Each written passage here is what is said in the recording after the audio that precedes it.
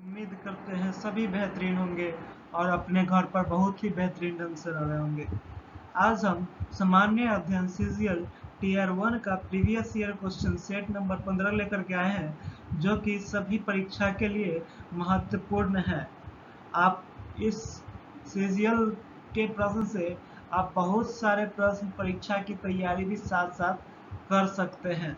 ठीक है, तो आप क्वेश्चन को इसको हम आगे बढ़ाते हैं। चलिए क्वेश्चन नंबर 1 पर आते हैं। क्वेश्चन नंबर 1 क्या कह रहा है मेरे भाई?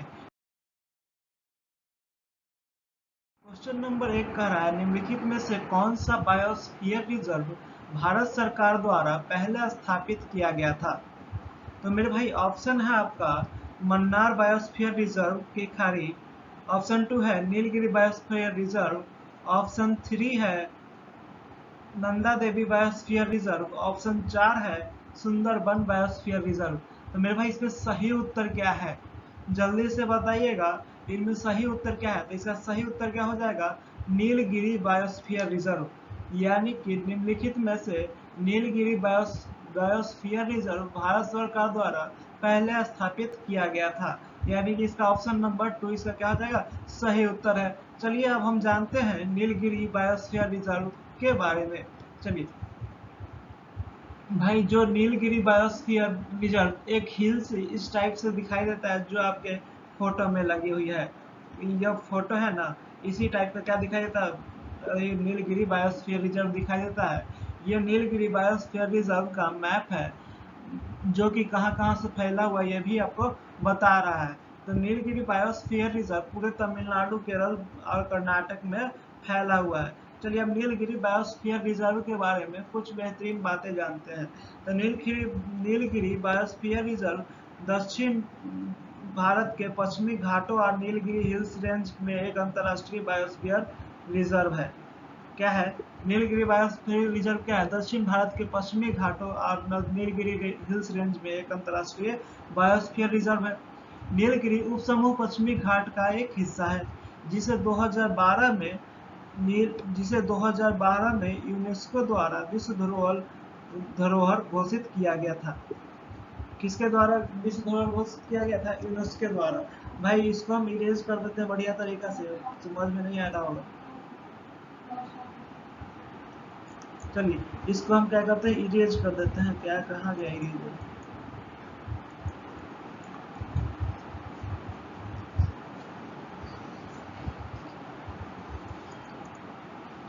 भाई इरेज हो गया। चलिए क्या कह रहा है? जिसे 2012 में यूनेस्को द्वारा विश्व धरोहर स्थल घोषित किया गया। क्या कि स्थल घोषित किया गया 2012 में नीलगिरी को विश्व धरोहर स्थल में घोषित किया गया।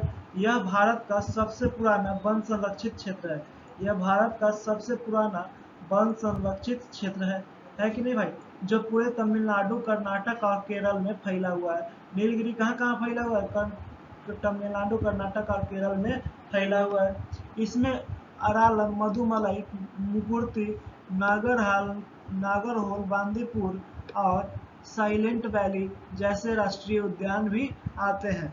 और साथ ही वायनाड, करीमपूजा और सत्यमंगलम वन्यजीव अभ्यारण्य भी इसमें क्या आते हैं? शामिल हो जाते हैं नीलगिरी बायोस्फीयर रिजर्व में।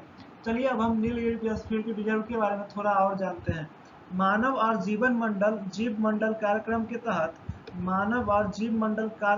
कार्यक्रम के तहत 1986 ईस्वी में यूनेस्को द्वारा नीलगिरी पहाड़ी श्रृंखला पर और उसके आसपास के वातावरण में 5000 वर्ग किलोमीटर से अधिक का एक पारिस्थितिकी तंत्र का गठन नीलगिरी बायोस्फीयर रिजर्व के रूप में किया गया था। है कि नहीं भाई? इसमें बहुत सारे प्रकार के जनजाति आदिवासी समूह पाए जाते हैं, जैसे कि नीलगिरी आदिवासी समूह पाए जाते हैं, जैसे बाडागास, टोडास, कोटास, इरुलास, कुरुम्बास, पनियास, अदिया, एंडमदान, चेट्टीस, अल्लार इत्यादि टाइप के आदिवासी आदिवासी लोग यहाँ पाए जाते हैं नीलगिरी बायोस्फीयर रिजर्व में। तो आप भाई बिल्कुल अच्छी तरीके से नीलगिरी बायोस्फीयर रिजर्व समझे होंगे। इसको आगे बढ़ाते हैं। क्वेश्चन नंबर 2 क्या कह रहा है? कौन सा सामूहिक लोक नृत्य है जो सिक्किम के लोगों के संरक्षक देवता कंचनजंगा के सम्मान में किया जाता है? ऑप्शन 1 है जो मल्लोक, ऑप्शन 2 है टंडन लोरम्बाट, ऑप्शन 3 है छूफाट, ऑप्शन 4 है किंगचुम चू बोमसा। तो मेरे भाई इसका सही उत्तर क्या हो जाएगा? कौन सा इसका सही उत्तर हो जाएगा? कौन सा सामूहिक लोक नृत्य है जो सिक्किम के लोगों के संरक्षक देवता कंचनजंगा के सम्मान में किया जाता है? तो मेरे भाई इसका सही उत्तर क्या हो जाएगा? छू फाट। इसका क्या हो जाएगा सही उत्तर? छू फाट। चलिए अब हम छू फाट और सिक्किम के बारे में कुछ बातें जानते हैं। तो मेरे भाई हम अब किस राज्य के बारे में जान रहे हैं? तो सिक्किम के बारे में। तो सिक्किम की राजधानी कहाँ है? तो कहाँ भाई? गंगटोक। सबसे बड़ा सिक्किम में शहर कौन सा है? तो जो उसकी राजधानी गंगटोक ही है। इसका क्षेत्रफल कितना है? 7096 वर्ग किलोमीटर। इसमें कितने जिले हैं मेरे भाई? 4 जिले हैं। चलिए कुछ और आपके लिए बताते हैं। इसमें कितने जिले हैं? 4 जिले हैं। इसकी राजभाषा क्या है? अंग्रेजी, भूटिया, गरुड़, लेप्चा, लिम्बू, मगर, मुखिया, नेपाल भाषा, राई, सोरपा, तमाड़ इत्यादि इसकी क्या है? राज की भाषा है। ठीक है। इसका गठन यानी कि सिक्किम का गठन 10 अप्रैल 1975 को जनमत संग्रह द्वारा किया गया था। सिक्किम पहले भारत का हिस्सा नहीं था। इसका गठन कब किया गया भारत में? 10 अप्रैल 1975 को। क्या कैसे? जनमत संग्रह द्वारा, है कि नहीं? वहाँ के 90-95% से अधिक लोग भारत के पक्ष में आ गए थे, इसलिए वहाँ भारत सिक्किम क्या है? भारत के अंतर्गत आ गया। तो 10 अप्रैल 1975 को इसका गठन किया गया। इसके राज्यपाल कौन है? तो इसके राज्यपाल है गंगा प्रसाद। कौन है? गंगा प्रसाद। मुख्यमंत्री कौन है? प्रेम सिंह तमांग। यहाँ की विधानमंडल कैसी है? एक सदनीय है। यहाँ दो तरीके के, जैसे बिहार में 2 विधानमंडल है। विधानमंडल मतलब एक विधानसभा है और एक विधान परिषद है। लेकिन सिक्किम में क्या है? सिर्फ विधानसभा ही है। चलिए अब आपसे पूछ जाए कि सिक्किम में विधानसभा सीटों की संख्या कितनी है? तो मेरे भाई सिक्किम में विधानसभा सीटों की संख्या 32 है। इसमें भारतीय संसद के राज्यसभा सीट की संख्या कितना है? 1 है। लोकसभा सीट की संख्या कितना है मेरे भाई? 1 हो जाएगा। अब पूछेगा कोई आपसे क्वेश्चन कि सिक्किम का उच्च न्यायालय कहाँ है? तो मेरे भाई सिक्किम का उच्च न्यायालय सिक्किम उच्च न्यायालय है। चलिए जो भारत का ये जो नक्शा आपको दिखाई दे रहा है रेड कलर में जो घेरा हुआ, ये क्या है? सिक्किम है। क्या है भाई? सिक्किम है। अब सिक्किम का आप बेहतर ढंग से नक्शा देख सकते हैं। इसके चार चार के यहाँ जिले हैं। सिक्किम के बगल में सिक्किम के क्या कहते हैं पश्चिम में कौन सा देश है? नेपाल देश है। सिक्किम के दक्षिण में वेस्ट बंगाल है। सिक्किम के पूरब में भूटान है। सिक्किम के उत्तर में कौन है? चीन है, चाइना है। चलिए सिक्किम के बारे में आप इतना डिटेल्स जान चुके हैं। अब आते हैं हम सिक्किम के राजकीय पशु, राजकीय पक्षी, राजकीय वृक्ष और राजकीय फूल के बारे में जानते हैं। तो मेरे भाई सिक्किम का राजकीय पशु है लाल पांडा, राजकीय पक्षी है रत्तमहुका, राजकीय वृक्ष है बरुन्स, राजकीय फूल है पिंसिप। तो सिक्किम के लोक नृत्य भी जानते हैं भाई। सिक्किम के लोक नृत्य है छू फाट नृत्य, सिकमारी, संघाई चाम, स्नो लायन डांस, याक छाम, डोनजाम, नेनहा इत्यादि। तो मेरे भाई सिक्किम से रिलेटेड आप इतनी बात को अच्छी तरीके से जान गए। अब जो सिक्किम से रिलेटेड क्वेश्चन होगा आप बढ़िया तरीका से बना सकते हैं, क्योंकि सिक्किम से रिलेटेड 10-12 क्वेश्चन यहाँ पर हमने करा दिया है। ठीक है, क्वेश्चन को आगे बढ़ाते हैं। क्वेश्चन नंबर 3, भारतीय संविधान में अवशिष्ट शक्तियों पर विचार किस संविधान से लिया गया है? ऑप्शन 1 आपके पास है दक्षिण अफ्रीका, ऑप्शन 2 है कनाडा, ऑप्शन 3 है जापान, ऑप्शन 4 है अमेरिका। तो मेरे भाई सही उत्तर इससे क्या हो जाएगा? भारतीय संविधान में अवशिष्ट शक्तियों का विचार किस संविधान से लिया गया है? तो मेरे भाई इसका सही उत्तर हो जाएगा कनाडा। ऑप्शन नंबर 2 इसका क्या हो जाएगा? सही उत्तर हो जाएगा। अब हम जानते हैं इसके बारे में डिटेल्स। तो पहले जानेंगे कि भारतीय संविधान है क्या। तो मेरे भाई भारतीय संविधान भारत का सर्वोच्च कानून है, जो एक दस्तावेज है। यह दस्तावेज एक उस ढांचे को निर्धारित करता है जो मौलिक राजनीतिक कोड, संरचना, प्रक्रियाओं, शक्तियों और सरकारी संस्थानों के कर्तव्य का सीमांकन करता है और मौलिक अधिकारों, निर्देशक सिद्धांतों और नागरिकों के कर्तव्यों को निर्धारित करता है। यह पृथ्वी पर किसी भी देश का सबसे लंबा लिखित संविधान है। तो मेरे भाई यहाँ से आपको एक क्वेश्चन बनता है कि भारत का संविधान कैसा संविधान है? तो मेरे भाई भारत का संविधान पृथ्वी पर सबसे लंबा यानी कि दुनिया में सबसे लंबा लिखित संविधान है। दुनिया में सबसे लंबा लिखित संविधान है। इसमें अब हम जानते हैं कि किस देश से हमारे भारत में कौन सा चीज आया। तो मेरे भाई ब्रिटेन से हमारे भारत में, हमारे संविधान में संसदीय शासन प्रणाली, एकल नागरिकता एवं विधि का शासन आदि को क्या किया, स्वीकार किया। संयुक्त राज्य अमेरिका से हम लोगों ने लिया मूल अधिकार, न्यायपालिका की स्वतंत्रता, न्यायिक पुनर्वलोकन का सिद्धांत, उपराष्ट्रपति का पद, राष्ट्रपति पर महाभियोग लगाना, उच्चतम एवं उच्च न्यायालय के न्यायपालिकों को क्या कहते हैं, न्यायाधीशों को हटाना। ये सब कहा किस संविधान से लिया गया है, तो अमेरिका के संविधान से लिया गया है। अब कनाडा के संविधान से क्या लिया गया, वही तो क्वेश्चन है। तो कनाडा के संविधान से लिया गया है राज्यपाल की नियुक्ति, संघात्मक व्यवस्था, अवशिष्ट शक्तियों का केंद्र में निहित होना। जैसे कि कनाडा के संविधान से दो चीज और लिया गया है। कौन कौन चीज लिया गया है, संघात्मक व्यवस्था, केंद्र द्वारा राज्यपाल की नियुक्ति, अवशिष्ट शक्तियों का केंद्र में निहित होना। ये सब कहाँ से लिया गया है, तो कनाडा के संविधान से लिया गया है। तो आपसे कोई अगला क्वेश्चन पूछ रहा है कि आयरलैंड के संविधान से क्या लिया गया है, तो मेरे भाई आयरलैंड के संविधान से नीति निर्देशक सिद्धांत, राष्ट्रपति की निर्वाचन पद्धति, राष्ट्रपति द्वारा राज्यसभा में मनोनीत सदस्य आदि को क्या लिया गया है, आयरलैंड के सिद्धांत से लिया गया है। आपसे कोई क्वेश्चन पूछ लेगा कि राष्ट्रपति का निर्वाचन का पद्धति किस देश के संविधान से लिया गया है, तो आपका उत्तर क्या हो जाएगा, आयरलैंड। जर्मनी के सिद्धांत से क्या, जर्मनी के संविधान से क्या लिया गया है, आपातकाल के दौरान मूल अधिकारों का स्थगन आदि। सोवियत संघ से क्या लिया है, मूल कर्तव्य आदि के बारे में चर्चा की, वहां से लिया गया है। दक्षिण अफ्रीका से संविधान संशोधन प्रक्रिया कहाँ से लिया गया है, दक्षिण अफ्रीका से। राज्यसभा सदस्यों का निर्वाचन आदि भी कहाँ से लिया गया है, दक्षिण अफ्रीका से। जापान से क्या लिया गया, विधि द्वारा स्थापित प्रक्रिया। तो मेरे भाई आप बिल्कुल बढ़िया डिटेल से जान गए होंगे कि कौन से देश से हमने क्या प्राप्त किया। इससे आपको लगभग 10 से 12 क्वेश्चन बनेंगे, ठीक है। तो आप इसको ध्यान से पढ़िएगा और अच्छे तरीका से वीडियो रोक करके एक बार देख लीजिएगा, ठीक है। जब प्रीमियर खत्म हो जाए, तो जब तक प्रीमियर है तब तक वीडियो पढ़ते रहिए, लेकिन जब ये खत्म हो जाए तो आप एक बार जरूर वीडियो देखिएगा, तब आपको बेहतरीन ढंग से अच्छी तरीके से भी याद हो जाएगी। चलिए आगे बढ़ते हैं, क्वेश्चन नंबर 4 पे आते हैं। क्वेश्चन नंबर 4, क्वेश्चन नंबर 4, उस दर्रे का नाम बताएं जिसे उत्तराखंड में तीर्थयात्रियों द्वारा कैलाश मानसरोवर यात्रा के लिए प्रयोग किया जाता है। तो भाई आपको मजा आ रहा है या नहीं आ रहा है, चलिए ऑप्शन देख लीजिए। मजा आ रहा है क्या भाई, बहुत पढ़ने में मजा आ रहा है, आपको लाइव जैसा फील आ रहा होगा, आपको लग रहा है। तो जल्दी से बताइए, इसका टाइम लीजिए, 10 सेकंड लीजिए, बताइए क्या हो जाएगा इसका उत्तर। उस दर्रे का नाम बताइए जिसे उत्तराखंड में तीर्थयात्रियों द्वारा कैलाश मानसरोवर यात्रा के लिए प्रयोग किया जाता है। तो मेरे भाई आंसर क्या हो जाएगा उसका, लिपू लेक। कौन सा इसका सही उत्तर हो जाएगा, लिपू लेक। क्या हो जाएगा सही उत्तर, लिपू लेक। चलिए अब हम लिपू लेक के बारे में जानेंगे।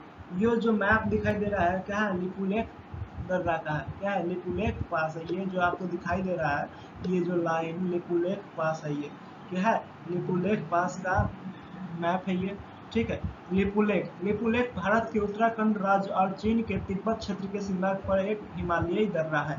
तो लिपू लेक क्या है, भारत के उत्तराखंड राज्य और चीन के तिब्बत क्षेत्र के बीच एक सीमा पर हिमालयी दर्रा है कि नहीं। यह दर्रा उत्तराखंड भारत की बयान घाटी से चीन के तिब्बत स्वायत्त क्षेत्र से जोड़ता है। यह दर्रा किसको किसको जोड़ता है, भारत उत्तराखंड, यह दर्रा उत्तराखंड भारत की बयान घाटी को चीन के तिब्बत स्वायत्त क्षेत्र से जोड़ता है, ठीक है। और भारत क्षेत्र में अंतिम क्षेत्रीय बिंदु माना जाता है, यानी कि लिपू लेक दर्रा भारतीय क्षेत्र में क्या माना जाता है, अंतिम क्षेत्रीय बिंदु माना जाता है। कैलाश मानसरोवर यात्रा कैलाश पर्वत और मानसरोवर झील के लिए एक हिंदू यात्रा इस दर्रे से होकर गुजरती है। तो यहाँ से आपको क्या मिल गया होगा, इसका उत्तर आपको मिल गया होगा। तो किस दर्रे से होकर गुजरती है कैलाश मानसरोवर की यात्रा, तो मेरे भाई लिपू लेक दर्रे से होकर गुजरती है, ठीक है। यहाँ तक आपको बेहतरीन ढंग से सब कुछ समझ में आया होगा। चलिए क्वेश्चन को हम आगे बढ़ाते हैं। क्वेश्चन नंबर 5,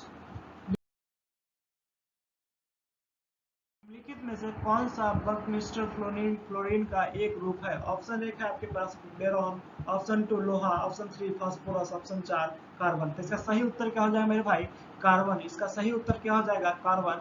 अब हम जानते हैं कि बंकमिस्टर होता क्या है।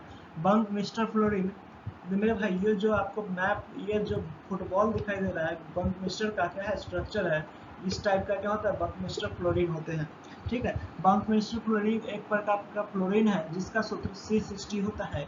इसमें एक पिंजरे की तरह फ्यूज रिंग संरचना, छोटा सा इकोहेस्ट्रोडन है जो एक फुटबॉल जैसा दिखता है। यह कि बकमिंस्टर फ्लोरीन एक फुटबॉल के जैसा दिखता है जो 20 हेक्सागन और 12 पेंटागन से क्या है बना हुआ है। 20 हेक्सागन और 12 पेंटागन से ये बकमिंस्टर फ्लोरीन बना हुआ है। चलिए, प्रत्येक कार्बन परमाणु में 3 बंधन होते हैं। यह एक काला ठोस है जो कि बैंगनी समाधान के उत्पादन के लिए हाइड्रोकार्बन सॉल्वेंट्स में घुल जाता है। तो मेरे भाई कौन सा ये स्रोत है, तब ये किसका अपरूप है, इनमें से कौन सा बंकमिस्टर फ्लोरीन का एक अपरूप है, तो मेरे भाई कार्बन इसका क्या हो जाएगा, सही उत्तर हो जाएगा। इसका सही उत्तर क्या है, कार्बन। चलिए क्वेश्चन को आगे बढ़ाते हैं। क्वेश्चन आ जाइए 6 पर। दुनिया की पहली महिला प्रधानमंत्री का नाम बताइए। Option A Indira Gandhi, option 2 Sirimavo Bandaranaike, option 3 Golda Meir, option 4 Elisabeth Domitien. कौन सा इसका सही उत्तर हो जाएगा, दुनिया की पहली महिला प्रधानमंत्री का नाम बताइए। तो मेरे भाई दुनिया की पहली महिला प्रधानमंत्री थी, जल्दी से आप उत्तर बताइएगा। चलिए 5 सेकंड आपके पास है, जल्दी से बताइए कौन सा इसका सही उत्तर, 10 सेकंड आपके पास, जल्दी से बताइए। तो मेरे भाई इसका सही उत्तर क्या हो जाएगा, श्री मावो भंडार नाइके। चलिए अब हम श्री मावो भंडार नाइके के बारे में भी कुछ जानते हैं। ठीक है, श्री मावो भंडार नाइके जो आपको ये फोटो दिखाई दे रहे हैं, कौन है, श्री मावो भंडार नाइके जी हैं। श्री मावो भंडार नाइके श्रीलंका के एक प्रसिद्ध राजनीतिज्ञ और आधुनिक विश्व की पहली महिला प्रधानमंत्री थी। क्या यहाँ भी बताया हुआ है, श्री मावो भंडार नाइके श्रीलंका के एक प्रसिद्ध राजनीतिज्ञ और आधुनिक विश्व की पहली महिला क्या थी, प्रधानमंत्री थी। वह श्रीलंका के फ्रीडम पार्टी से थी। अब आपसे कोई क्वेश्चन पूछ देगा कि श्री मावो भंडार नाइके श्रीलंका के किस पार्टी से थी, तो क्या हो जाएगा, फ्रीडम पार्टी से थी। अब एक और क्वेश्चन यहाँ से बनता है कि वह किस वर्ष दुनिया की पहली प्रधानमंत्री बनी थी, यानी कि दुनिया में सबसे पहले प्रधानमंत्री श्रीलंका की किस वर्ष बनी थी, तो 1960 में। अब एक और बात आपको जानना चाहिए कि उनका सामाजिक कार्य क्या था, तो मेरे भाई उनका सामाजिक कार्य था श्रीलंका ग्रामीण क्षेत्रों में महिलाओं और लड़कियों के जीवन को बेहतर बनाने पर बनाना। ठीक है, बेहतर बनाने पर केंद्रित था उनका सामाजिक कार्य। तो भाई 6 नंबर क्वेश्चन भी आपको अच्छी तरीके से समझ में आया होगा, उम्मीद करते हैं कि आगे बढ़ा जाए। चलिए क्वेश्चन नंबर 7 पर चलते हैं। क्वेश्चन नंबर 7 क्या कह रहा है, भारत सरकार द्वारा स्थापित किस पैनल में चीनी उद्योग पर पूर्ण नियंत्रण हटाने का सुझाव दिया है। ऑप्शन 1 है राम सेवक पैनल, ऑप्शन 2 है रंगराजन पैनल, ऑप्शन 3 है राधेश्याम पैनल, ऑप्शन 4 है श्री कृष्ण पैनल। इसका सही उत्तर हो जाएगा मेरे भाई रंगराजन पैनल। इसका क्या हो जाएगा सही उत्तर, रंगराजन पैनल। चलिए क्वेश्चन नंबर 8 पे चलते हैं, आप इसको समझ गए होंगे। क्वेश्चन नंबर 8, क्वेश्चन नंबर 8 क्या कह रहा है, भारत में प्रोजेक्ट टाइगर किस वर्ष शुरू किया गया था। तो मेरे भाई ऑप्शन 1 है आपको 1989, ऑप्शन 2 है 1979, ऑप्शन 3 है 1973, ऑप्शन 4 है 1972। मेरे भाई प्रोजेक्ट टाइगर भारत में किस वर्ष शुरू किया गया था, जल्दी से बताइएगा। तो प्रोजेक्ट टाइगर मेरे भाई 1973 ईस्वी में शुरू किया गया था। अब हम जानेंगे कि प्रोजेक्ट टाइगर होता क्या है। तो ये जो आपको बाघ का पिक्चर दिखाई दे रहा है, ये जो पिक्चर दिखाई दे रहा है, क्या है ये है नेशनल टाइगर कंजर्वेशन अथॉरिटी यानी राष्ट्रीय बाघ संरक्षण प्राधिकरण का लोगो। ठीक है, प्रोजेक्ट टाइगर एक बाघ संरक्षण कार्यक्रम है। प्रोजेक्ट टाइगर क्या है, एक बाघ संरक्षण कार्यक्रम है जिसे अप्रैल 1973 में भारत सरकार द्वारा प्रधानमंत्री इंदिरा गांधी के कार्यकाल के दौरान शुरू किया गया था। ठीक है, कैलाश संकला प्रोजेक्ट टाइगर के पहले निदेशक थे। यहाँ से आपसे कोई क्वेश्चन पूछ देगा कि टाइगर प्रोजेक्ट के प्रथम निदेशक कौन थे, तो आपसे आपका उत्तर क्या हो जाएगा, कैलाश संकला। क्या हो जाएगा उत्तर, कैलाश संकला। यहाँ इसलिए प्रोजेक्ट टाइगर लाया गया हमारे भारत में अप्रैल 1973 में, क्योंकि बंगाल टाइगर भारत का राष्ट्रीय पशु है और वह पशु क्या हो रहा था, धीरे धीरे घट रहा था। उसी के आबादी को बढ़ाने के लिए यह प्रोजेक्ट टाइगर 1973 में इंदिरा गांधी सरकार द्वारा लाया गया, जिसके पहले निर्देशक थे कैलाश सांखला। चलिए क्वेश्चन नंबर 9 पे चलते हैं। क्वेश्चन नंबर 9, सार्क दक्षिण एशियाई क्षेत्रीय सहयोग संगठन की पहली महिला महासचिव कौन थी? तो मेरे भाई सार्क दक्षिण एशियाई क्षेत्रीय सहयोग संगठन की पहली महिला महासचिव कौन थी? तो आइए जानते हैं इसके बारे में। एंटोनियो गुटरेस, ऑप्शन 2 फातिमट डियाना सईदिस, option 3 Madeleine Albright, option 4 Reita Faria. तो इसका सही उत्तर क्या हो जाएगा? आपके पास 10 सेकंड का टाइम है, जल्दी से सोच के बताइए। सार्क दक्षिण एशियाई क्षेत्रीय सहयोग संगठन की पहली महिला महासचिव कौन थी? तो इसका सही उत्तर हो जाएगा मेरे भाई फातिमट डियाना सईदिस, यानी कि इसका ऑप्शन नंबर 2 क्या हो जाएगा? सही उत्तर हो जाएगा। आइए हम सार्क के बारे में कुछ डिटेल्स जानते हैं। ये जो आपको लोगो दिखाई दे रही है, किसकी लोगो है? सार्क की लोगो है। अब आपसे पूछेगा कि सार्क में कितने देश है? तो मेरे भाई सार्क में देखिए ये क्या है? अफगानिस्तान है। अफगानिस्तान। सार्क में कितने देश है? तो सार्क में देश है अफगानिस्तान, बांग्लादेश, भूटान, मालदीव, श्रीलंका, भारत, पाकिस्तान। ये सब देश कहाँ है? सार्क में है। यानी कि अब देखिए इसको, क्वेश्चन को ध्यान से पढ़िएगा, इसको पढ़िए ध्यान से। क्या करा? दक्षिण एशियाई क्षेत्रीय सहयोग संगठन दक्षिण एशिया में राज्यों का क्षेत्रीय अंतर सरकारी संगठन और भू राजनीतिक संघ है। भाई इसको हम मिटाते हैं, फिर बढ़िया से बताते हैं। चलिए अब हम आते हैं, बढ़िया से समझाते हैं इसको। दक्षिण एशियाई क्षेत्रीय सहयोग संगठन सार्क दक्षिण एशिया में राज्यों का एक क्षेत्रीय अंतर सरकारी संगठन और भू राजनीतिक क्या है? संघ है, भू राजनीतिक संघ है। इनके सदस्य देश हैं अफगानिस्तान। कौन कौन से सार्क में देश होते हैं भाई? अफगानिस्तान, बांग्लादेश, भूटान, मालदीव, नेपाल, पाकिस्तान और श्रीलंका। सार्क में कितने देश हैं? तो मेरे भाई सार्क में देश हैं अफगानिस्तान, बांग्लादेश, भूटान, भारत, मालदीव, नेपाल, पाकिस्तान और श्रीलंका। तो कितने देश हैं मेरे भाई सार्क में? तो टोटल 8 देश हैं। सार्क में कितने देश हैं? 8 देश। कौन कौन सा देश? अफगानिस्तान, बांग्लादेश, भूटान, भारत, मालदीव, नेपाल, पाकिस्तान और श्रीलंका। अब सार्क की स्थापना कब हुई थी? तो ये भी बहुत इंपॉर्टेंट क्वेश्चन है। तो मेरे भाई सार्क की, अरे क्या हो गया, क्या हो गया?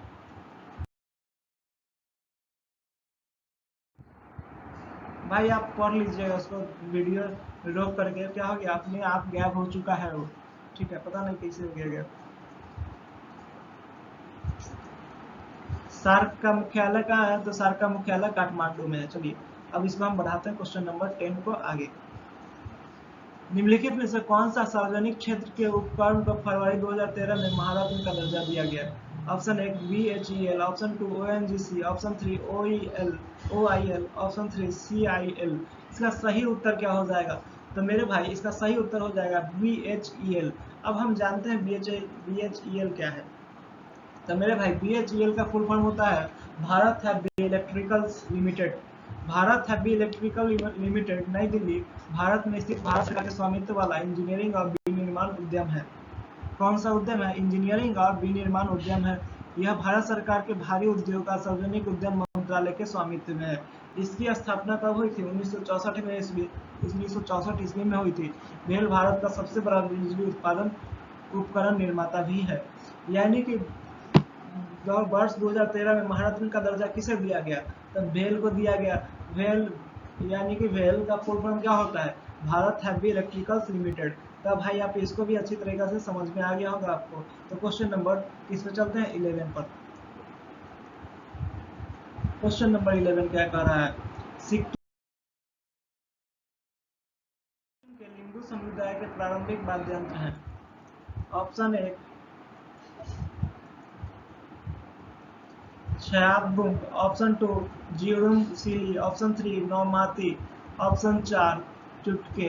कौन सा इसका सही उत्तर हो जाएगा? तो मेरे भाई सिक्किम के लिंबू समुदाय के प्रारंभिक वाद्य यंत्र है। इसका सही उत्तर हो जाएगा छयाबुंग। कौन सा इसका सही उत्तर हो जाएगा? छयाबुंग। अब हम जानते हैं छयाबुंग क्या है। तो मेरे भाई छयाबुंग लिंबू समुदाय का पारंपरिक संगीत वाद्य यंत्र है। यह आकार में ढोलक की तरह होता है, लेकिन आकार बहुत बड़ा है। इसका आकार क्या होता है? बहुत बड़ा होता है, लेकिन लगेगा ढोलक जैसा। लेकिन सोमू है ना, इसको बजा नहीं सकता। इसमें कि बजाने के लिए क्या चाहिए, बहुत सारे लोग चाहिए, है कि नहीं। समूह नृत्य के दौरान पुरुष नर्तक रस्सी के सहारे अपने गले में वाद्य लटकाते हैं और ड्रम को एक तरफ खुली हथेली से दूसरी पर छड़ी मारते हैं। यानी कि सोमू अगर पतला दुबला है तो क्या हो जाएगा, झुक सकता है, लेकिन अच्छा आदमी स्ट्रॉन्ग आदमी रहेगा तो क्या हो सकता है, इसको बजा सकता है। एक तरफ क्या करता है, छड़ी से मारता है, एक तरफ हथेली से मारता है। यानी कि छाया ब्लोम क्या है, एक लिंगो समुदाय का प्रारंभिक संगीत वाद्य यंत्र है। चलिए क्वेश्चन नंबर 12 पे चलते हैं। क्वेश्चन नंबर 12 क्या कहता है, तो मैं भाई क्वेश्चन नंबर 12 कह रहा है, भगवान गौतम बुद्ध के जीवन काल के दौरान 7वीं और 6ठी शताब्दी ईसा पूर्व में कितनी महान शक्ति या महाजनपद अस्तित्व में थी।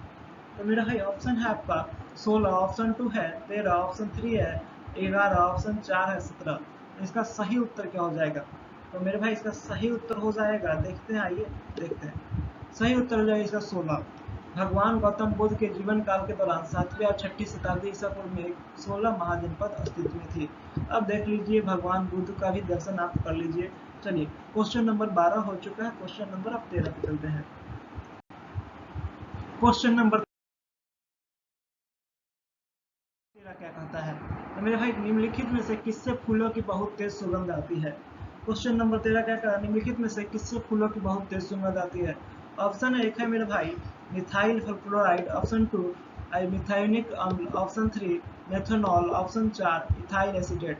इसका सही उत्तर क्या हो जाएगा, निम्नलिखित में किससे फलों की बहुत तेज सुगंध आती है। इसका सही उत्तर हो जाएगा इथाइल एसीटेट। क्या हो जाएगा इसका सही उत्तर, इथाइल एसीटेट। क्या हो जाएगा इसका सही उत्तर, इथाइल एसीटेट। चलिए अब हम इथाइल एसीटेट के बारे में भी कुछ जानते हैं। तो जो आपको ये स्ट्रक्चर दिखाई दे रहा है, किसका स्ट्रक्चर है, इथाइल एसीटेट का है, इथाइल एसीटेट का है। यह रंगहीन तरल में एक विशिष्ट मीठी गंध होती है। यह इथाइल एसीटेट क्या है, एक रंगहीन तरल है जिसमें कि विशिष्ट मीठी गंध होती है। ठीक है, तो मेरे भाई फलों की बहुत तेज सुगंध किससे आती है, तो इथाइल एसीटेट से आती है। चलिए क्वेश्चन नंबर 14 पर चलते हैं। क्वेश्चन नंबर 14 क्या कह रहा है, उस ग्रंथि का नाम बताएं जो अन्य अंतःस्रावी ग्रंथियों के कार्य को नियंत्रित करती है। तो मेरे भाई उस ग्रंथि का नाम बताएं जो अन्य अंतःस्रावी ग्रंथियों के कार्य को नियंत्रित करती है। ऑप्शन 1 अग्नाशय, ऑप्शन 2 पिट्यूटरी ग्रंथि, ऑप्शन 3 रीनल ग्रंथि, ऑप्शन 4 अधिवृक्क ग्रंथि। तो मेरे भाई आपके पास 10 सेकंड का टाइम है, जल्दी से सोच के बताइए कौन सा इसका सही उत्तर है। जल्दी से बताइए कौन सा इसका सही उत्तर है भाई, कौन सा इसका सही उत्तर है, जल्दी से बताना। तो मेरे भाई इसका सही उत्तर हो जाएगा पिट्यूटरी ग्रंथि। क्या हो जाएगा इसका सही उत्तर, पिट्यूटरी ग्रंथि। चलिए उस ग्रंथि का नाम बता जो अंतःस्रावी ग्रंथियों के कार्य को नियंत्रित करता है, तो पिट्यूटरी ग्रंथि। अब हम इसके बारे में जानते हैं कि पिट्यूटरी ग्रंथि होता क्या है। तो मेरे भाई पिट्यूटरी ग्रंथि को हिंदी में कहते हैं पीयूष ग्रंथि या पीयूषिका। यह एक अंतःस्रावी ग्रंथि है। देखिए क्वेश्चन से आपको यहाँ ही पता चल गया क्या है, पिट्यूटरी ग्रंथि क्या है, एक अंतःस्रावी ग्रंथि है। क्या है भाई, अंतःस्रावी ग्रंथि है जिसका आकार एक मटर के दाने के तरह होता है। किस पिट्यूटरी ग्रंथि यानी पीयूष ग्रंथि का आकार किसके तरह होता है, मटर के दाने के तरह होता है। जिसका वजन कितना होता है, पीयूष ग्रंथि का वजन आपसे पूछ लेगा तो क्या होता है 0.6 ग्राम, यानी कि 0.02 आउंस होता है। ठीक है, अब आइए पीयूष, इस पे आ जाइए। पीयूषिका ग्रंथि यानी कि पिट्यूटरी ग्रंथि हार्मोन का स्राव करने वाले समस्थिति का विनियमन करता है, जिसमें अन्य अंतःस्रावी ग्रंथियां को उत्तेजित करने वाले ट्रॉपिक हार्मोन भी क्या होते हैं, शामिल होते हैं। तो आपको बहुत डिटेल तरीका से यहाँ पर सब कुछ मिल रहा है, तो आप इसे क्या कीजिए साथ साथ पढ़ते रहिए। तो पिट्यूटरी ग्रंथि के बारे में आप लोग अच्छी तरीका से जान गए, यह क्या है, किस प्रकार की ग्रंथि है, तो यह अंतःस्रावी ग्रंथि है। यानी कि इसका वजन कितना होता है, तो 0.6 ग्राम होता है। पीयूष ग्रंथि हार्मोन का स्राव करने वाले समय स्थिति का विनियमन करती है, जिसमें अंतःस्रावी ग्रंथियों को उत्तेजित करने वाले ट्रॉपिक हार्मोन भी क्या होते हैं, शामिल होते हैं। ये जो फोटो आपको दिखाई दे रहा है किस चीज का है, तो पिट्यूटरी ग्रंथि का ही है, पीयूष ग्रंथि का ही है। किसका है, पीयूष ग्रंथि का ही है। चलिए ये जो फोटो आपको दिखाई दे रहा है किसका, पीयूष ग्रंथि का है। चलिए आप क्वेश्चन को हम क्या करते हैं, आगे बढ़ाते हैं। क्वेश्चन नंबर 15 पे चलते हैं। Question number, international air transport association में शामिल होने वाले पहले भारतीय बजट वाहक कौन थे? इसका सही उत्तर क्या हो जाएगा, देखते हैं क्या हो जाता है। इंडिगो है, स्पाइस जेट, ये गो एयर, जेट एयरवेज। इसका सही उत्तर क्या हो जाएगा, स्पाइस जेट। इसका सही उत्तर क्या हो जाएगा मेरे भाई, स्पाइस जेट। क्या हो जाएगा, स्पाइस जेट। अब हम जानते हैं कि इंटरनेशनल एयर ट्रांसपोर्ट एसोसिएशन क्या होता है। तो मेरे भाई इंटरनेशनल एयर ट्रांसपोर्ट एसोसिएशन का शॉर्ट फॉर्म है AITA। ये जो आपको दिखाई दे रहा है इसका क्या है, AITA का लोगो है। तो स्पाइस जेट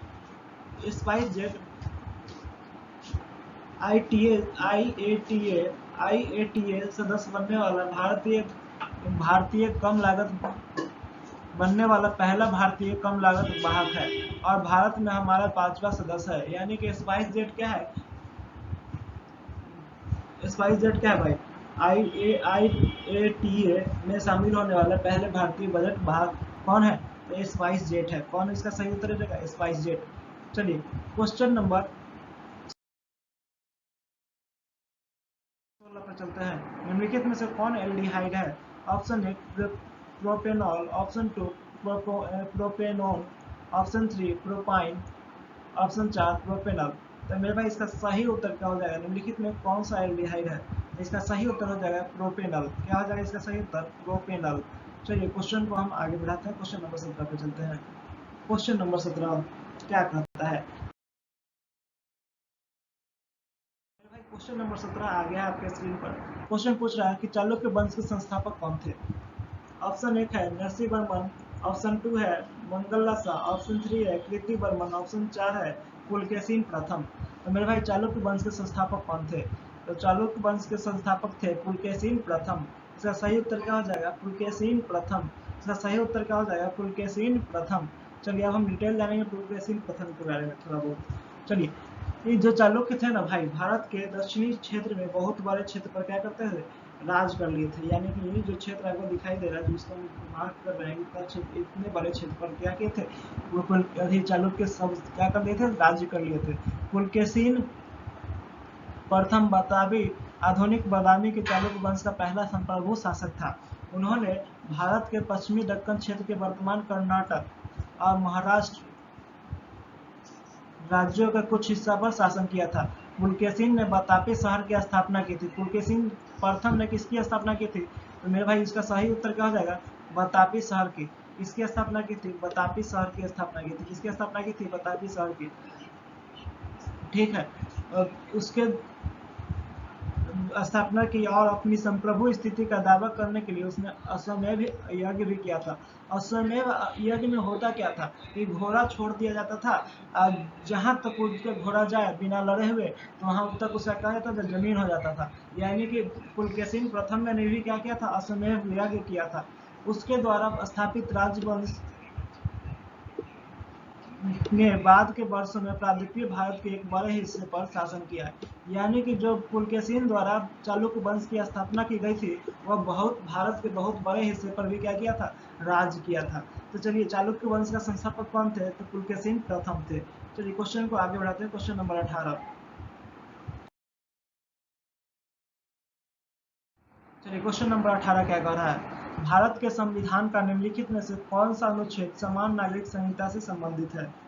ऑप्शन है आपके पास स्क्रीन पर, अनुच्छेद 45, अनुच्छेद 43, अनुच्छेद 44, अनुच्छेद 46।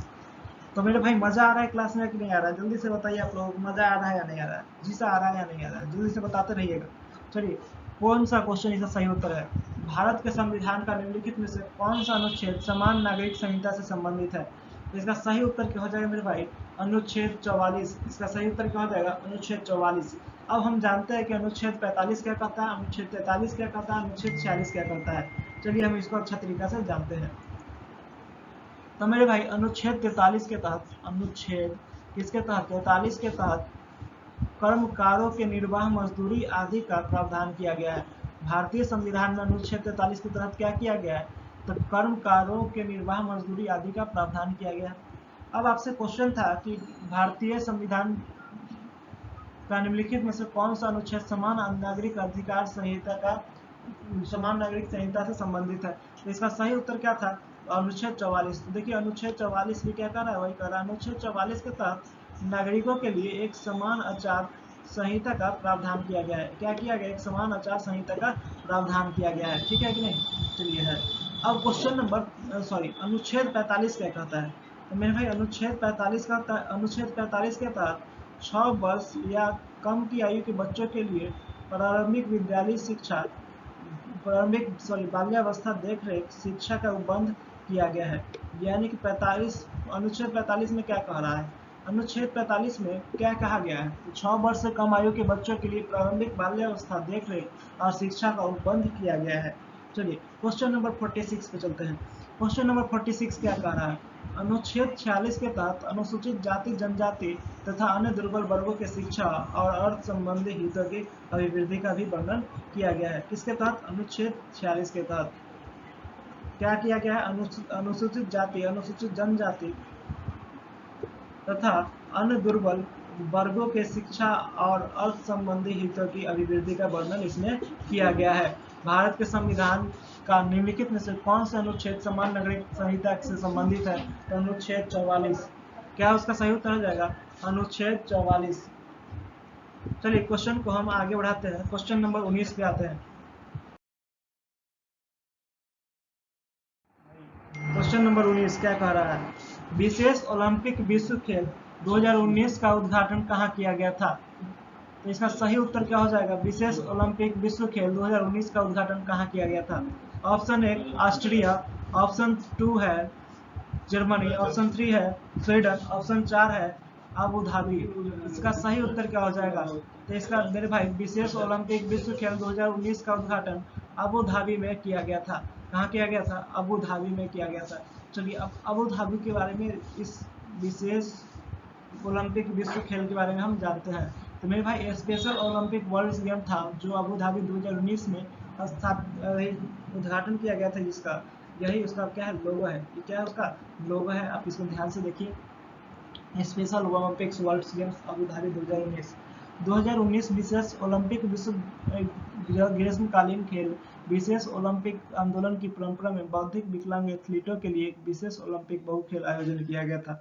यह 14 से 21 मार्च 2019 तक संयुक्त अरब अमीरात के अबू धाबी में आयोजित किया गया था। तो मेरे भाई विशेष ओलंपिक विश्व खेल 2019 का उद्घाटन कहाँ किया गया था? इसका सही उत्तर क्या है? Abu Dhabi. इसमें बोल रहा है कि 200 राष्ट्र शामिल थे। इसमें कितने राष्ट्र शामिल थे? 200 राष्ट्र शामिल थे और 7000 से अधिक एथलीट भी इसमें क्या थे? शामिल थे। और इसमें 20,000 से अधिक पंजीकृत स्वयंसेवक भी क्या थे? शामिल हुए थे। है कि नहीं? 2017 से अपनी राष्ट्रीय नीति का पालन करते हुए संयुक्त अरब अमीरात ने विकलांगता के बजाय दृढ़ संकल्प शब्द गढ़ा। विकलांग लोगों को दृढ़ संकल्प लोगों के रूप में संदर्भित किया। यानी कि अबू धाबी 2017 से और अपनी राष्ट्रीय नीति का पालन करते हुए क्या कहा? विकलांगता शब्द को दृढ़ संकल्प शब्द के रूप में बनाया। वह विकलांग लोगों को क्या बोला? दृढ़ संकल्प के लोगों के रूप में विकलांग लोगों को दर्शाया गया। किस गेम खेल में? विशेष ओलंपिक विश्व खेल में। चलिए क्वेश्चन नंबर 20 पे चलते हैं। आपको बहुत बेहतरीन ढंग से समझ में आएगा विशेष ओलंपिक विश्व खेल होता क्या है क्या। चलिए क्वेश्चन नंबर 20 पे आते हैं। क्वेश्चन नंबर 20 क्या कर रहा है? निम्नलिखित में से कौन सा इंटरनेट का अग्रदूत था? ऑप्शन 1 है आपके पास एपनेट, ऑप्शन 2 एनेट, ऑप्शन 3 एपैनेट, ऑप्शन 4 एप्रानेट। कौन सा इसका सही उत्तर हो जाएगा? तो मेरे भाई इसका सही उत्तर हो जाएगा एप्रानेट। क्या हो जाएगा इसका सही उत्तर? एप्रानेट। क्या हो जाएगा इसका सही उत्तर? एप्रानेट। चलिए अब हम इसके बारे में जानते हैं। एप्रानेट का full form advance research projects agency network. क्या होता है? Advance research project agency network. तो भाई आपको यही समझ में आया होगा। तो आगे बढ़ते हैं भाई। चलिए क्वेश्चन को आगे बढ़ाते हैं। क्वेश्चन नंबर 21 पे चलते हैं। क्वेश्चन नंबर निम्नलिखित में से कौन सा राज्य सही राज्यों में से एक नहीं है जो कि 7वीं और 6ठी सदी के शुरू में मौजूद नहीं है? इसका सही उत्तर क्या हो जाएगा? Magadh. Option number 1 Magadh, option 2 Vaishali, option 3 Avanti, option 4 Kosal. तो इसका सही उत्तर क्या हो जाएगा मेरे भाई, इसका सही उत्तर हो जाएगा वैशाली। इसका सही उत्तर क्या हो जाएगा, वैशाली। निम्नलिखित में से कौन सा राज्य सही राज्यों में से एक नहीं है जो कि 7वीं या 6वीं सदी के शुरू में भारत में मौजूद है? तो मेरे भाई इसका सही उत्तर क्या हो जाएगा, वैशाली। इसका सही उत्तर क्या हो जाएगा, वैशाली। ऑप्शन नंबर 2 इसका क्या हो जाएगा, सही उत्तर हो जाएगा। क्वेश्चन नंबर 22 पे चलते हैं, आज का लास्ट क्वेश्चन। चलिए क्वेश्चन नंबर 22 क्या कह रहा है, निम्नलिखित में से उस राज्य का नाम बताइए जो चंद्रगुप्त प्रथम को लिच्छवी से दहेज में मिला था। तो मेरे भाई चंद्रगुप्त प्रथम को कौन सा राज्य लिच्छवी से दहेज में मिला था? जल्दी से ऑप्शन देखिए, उत्तर बताइए। उज्जैन, पाटलिपुत्र, प्रयाग, साकेत। इसका सही उत्तर क्या हो जाएगा? तो मेरे भाई इसका सही उत्तर हो जाएगा पाटलिपुत्रा। क्या हो जाएगा इसका सही उत्तर, पाटलिपुत्रा। चंद्रगुप्त प्रथम को लिच्छवी से दहेज में क्या मिला था, पाटलिपुत्रा मिला था। अब हम जानते हैं इसके बारे में थोड़ा सा विशेष। चंद्रगुप्त प्रथम गुप्त वंश का एक ऐसा राजा था जिसने उत्तरी भारत में शासन किया था। उनकी उपाधि महाराजाधिराज, राजाओं के महान राजा से पता चलता है। वह राजवंश के पहले सम्राट थे। यह निश्चित नहीं है कि उन्होंने अपने छोटे से पुश्तैनी साम्राज्य को एक साम्राज्य में कैसे बदल दिया। हालांकि आधुनिक इतिहास के बीच व्यापक रूप से स्वीकृत सिद्धांत है कि लिच्छवी राजकुमारी कुमार देवी से उनका विवाह उन्हें राजनीतिक शक्ति का विस्तार करने में मदद की। उनके पुत्र समुद्रगुप्त ने गुप्त साम्राज्य का और विस्तार किया। यानी कि जब उन्होंने लिच्छवी राजकुमारी कुमार देवी से विवाह की तो उन्हें क्या दहेज के रूप में क्या मिला था, पाटलिपुत्रा मिला था। यहाँ से आपको एक क्वेश्चन बहुत बढ़िया तरीका से समझ में आया होगा। उम्मीद करते हैं कि आपको आज की क्लास बहुत बेहतरीन लगी होगी। आप बढ़ते रहिए, खूब आगे बढ़िए, हंसते रहिए, मुस्कुराते रहिए, जीवन में हिस्सा लेते रहिए। नमस्कार, फिर मिलेंगे अगली वीडियो में। जय हिंद। फिर मिलेंगे कब, अगली वीडियो में। जय हिंद।